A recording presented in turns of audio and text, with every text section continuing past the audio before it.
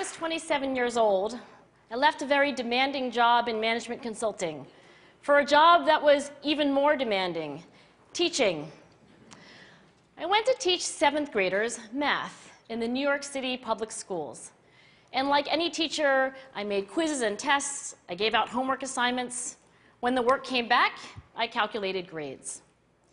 What struck me was that IQ was not the only difference between my best and my worst students.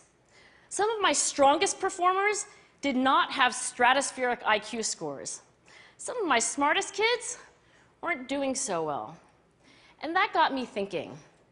The kinds of things you need to learn in 7th grade math, sure, they're hard. Ratios, decimals, the area of a parallelogram. But these concepts are not impossible.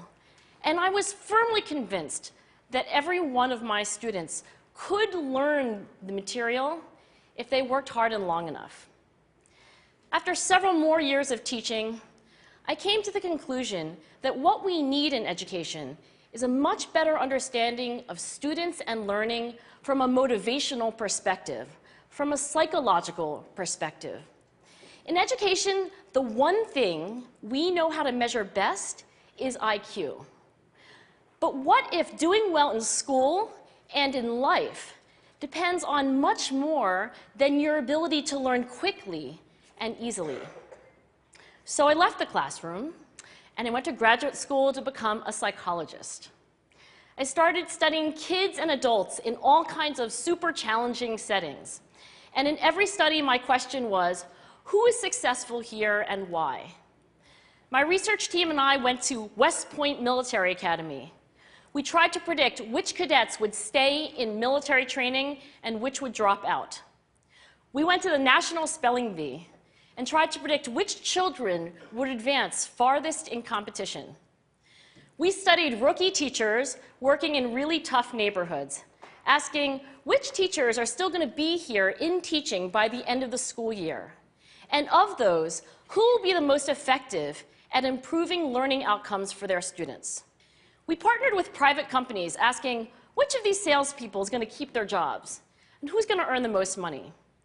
In all those very different contexts, one characteristic emerged as a significant predictor of success. And it wasn't social intelligence, it wasn't good looks, physical health, and it wasn't IQ. It was grit. Grit is passion and perseverance for very long-term goals. Grit is having stamina. Grit is sticking with your future, day in, day out, not just for the week, not just for the month, but for years, and working really hard to make that future a reality. Grit is living life like it's a marathon, not a sprint. A few years ago, I started studying grit in the Chicago public schools. I asked thousands of high school juniors to take grit questionnaires, and then waited around more than a year to see who would graduate. Turns out that grittier kids were significantly more likely to graduate, even when I matched them on every characteristic I could measure, things like family income, standardized achievement test scores, even how safe kids felt when they were at school. So it's not just at West Point or the National Spelling Bee that grit matters, it's also in school, especially for kids at risk for dropping out.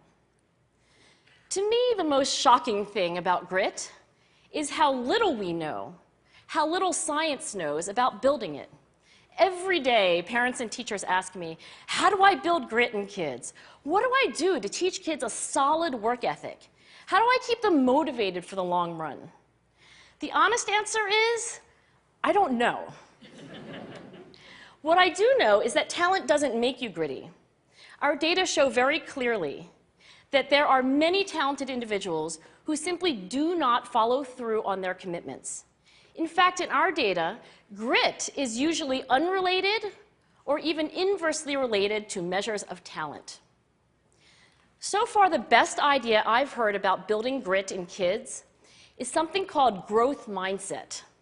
This is an idea developed at Stanford University by Carol Dweck, and it is the belief that the ability to learn is not fixed, that it can change with your effort. Dr. Dweck has shown that when kids read and learn about the brain and how it changes and grows in response to challenge, they're much more likely to persevere when they fail because they don't believe that failure is a permanent condition. So growth mindset is a great idea for building grit, but we need more. And that's where I'm going to end my remarks, because that's where we are. That's the work that stands before us.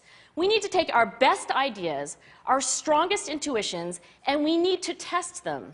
We need to measure whether we've been successful, and we have to be willing to fail, to be wrong, to start over again with lessons learned. In other words, we need to be gritty about getting our kids grittier. Thank you.